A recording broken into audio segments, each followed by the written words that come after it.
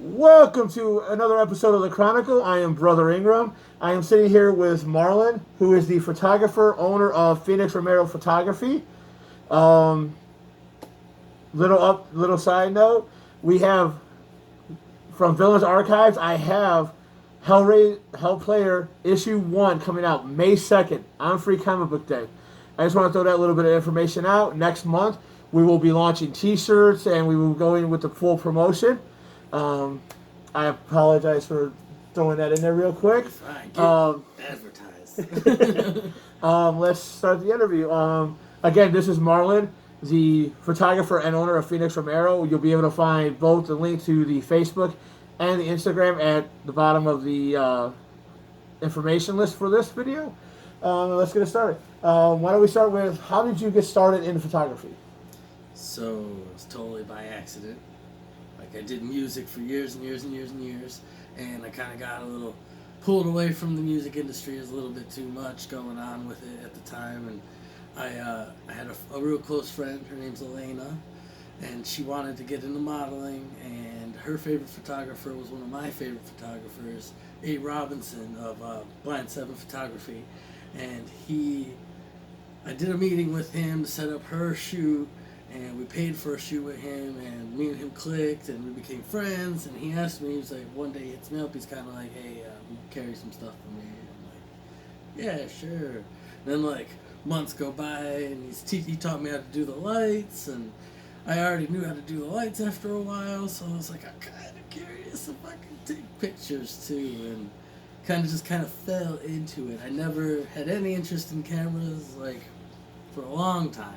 Okay. And it just kind of accidentally became something I got interested in and fell into and really enjoyed, and making art. And I like to do my style of artwork because not everyone does photography like I do. So what would you say your style actually is?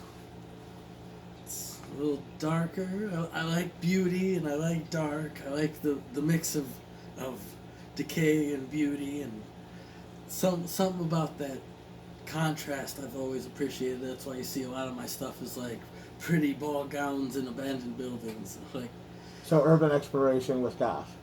Yeah, kind of a dark, glamorous style, like. Okay. Yeah. Okay. Little note is, I actually have known Marlon since high school, so for me this is actually a really cool thing to see how you've evolved.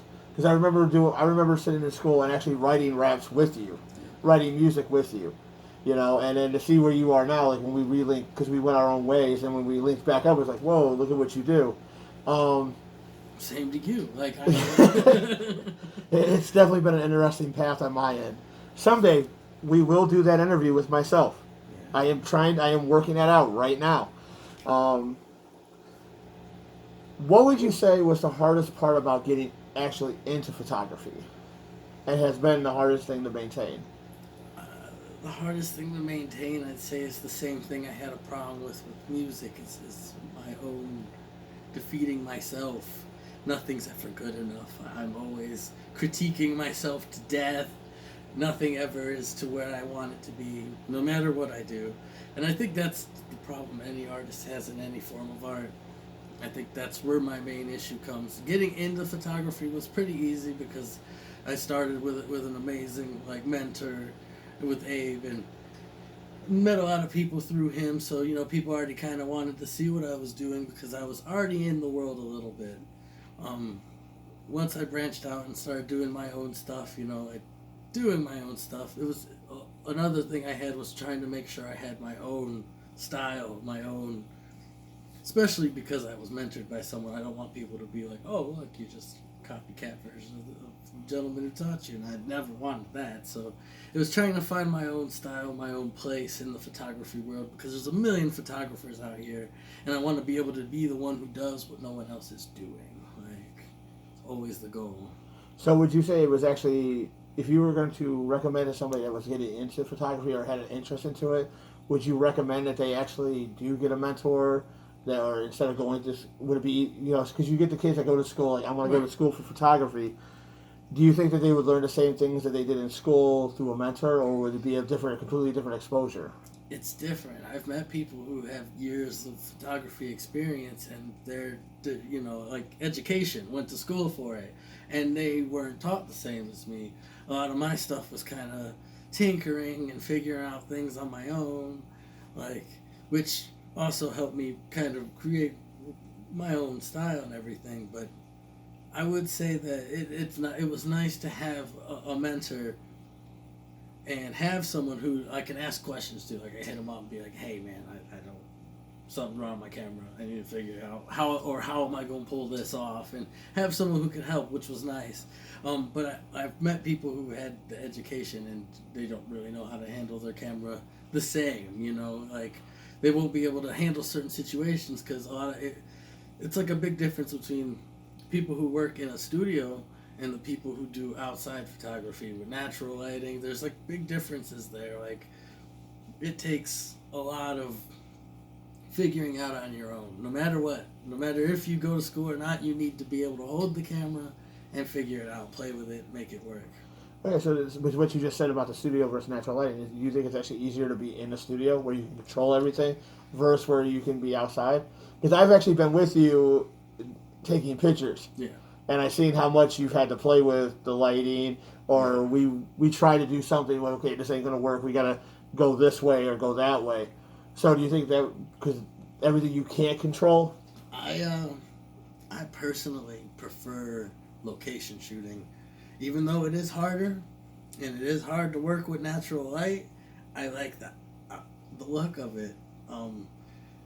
Like, the kind of stuff I want to do, like dream photography wise, is like big locations, like, Rubens in Greece and Poveglia Island in Italy. Stuff like that is like the dream stuff. So I've worked in studios before, and it's nice to have the control, but nothing is like being on a location with it with an idea and making some art out of, like, not only the model, but the background. Like, have it all be one part of what makes your art.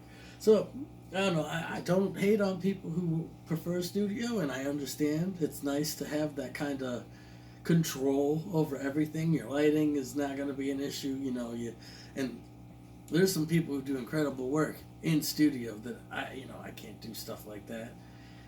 But I always prefer like natural light location shooting. It's just a personal thing. Okay, so so another question as you were talking about, like, your dream location. Yeah. Poveglia Island. I think they just sold that, actually. I think no one's allowed on it. No, the government owns it. No, they sold it. Did they sell it? Yeah, right after Ghost Adventures, they capitalized on it. I want to go. What would you say would actually be like the ultimate goal? Dream location? Yeah. Like, Poveglia is one of them. Isla de la Muñeca in Mexico, the island of the dolls, all the dolls hanging from the trees. Lots of locations. I like the scarier side of things.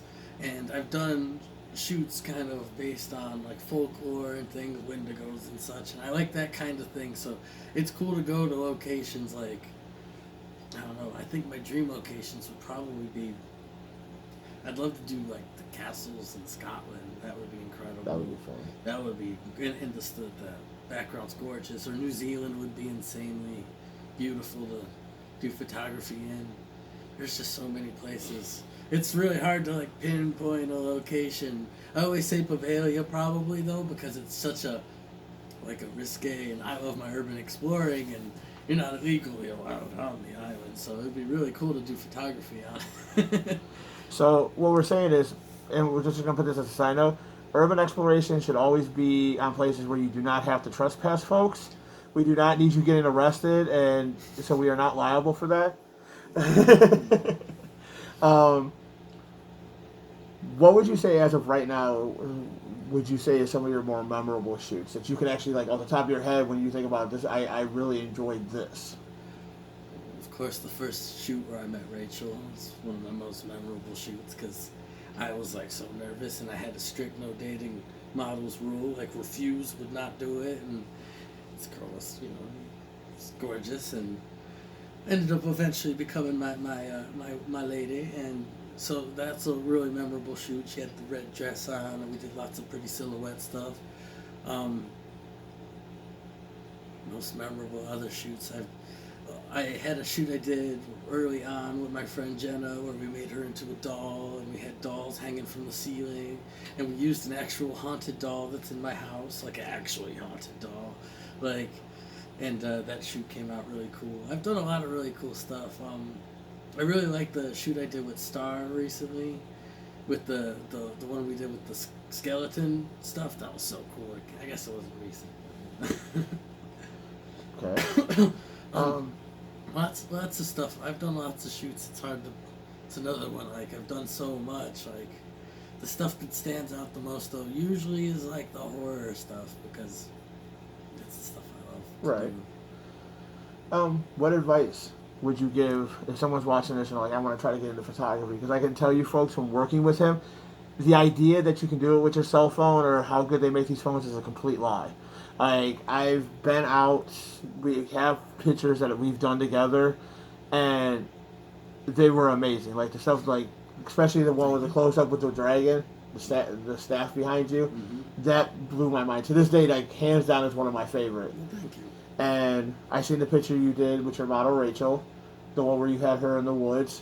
Remember I was making fun of how she bent her knee. Yes. Like it was insane to me because she actually looked like a dead body. Like and the way she had this knee bent to this day, it still to me freaks me out that a human being that is alive can bend her knee like that. It's just not normal.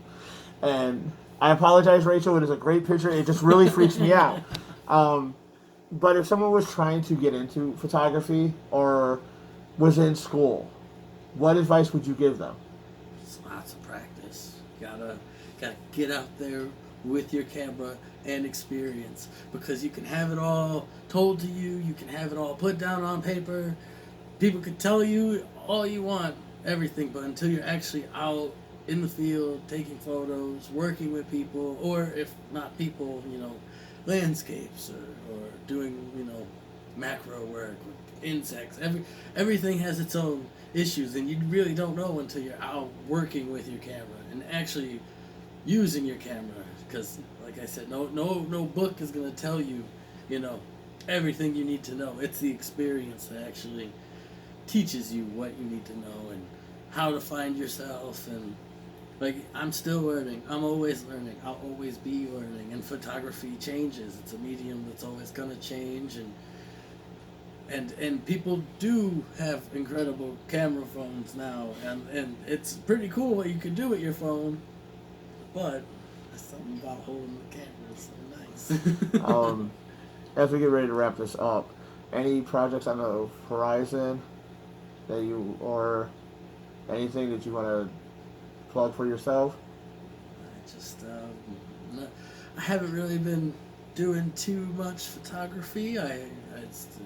People might not know I got family, so I'm always busy and I work a lot, so it's hard for me to make the time to do all my projects. I do want to eventually get into more film, eventually start working on some short films I was working on, changing mediums entirely a little bit, but just to keep things busy and keep me going.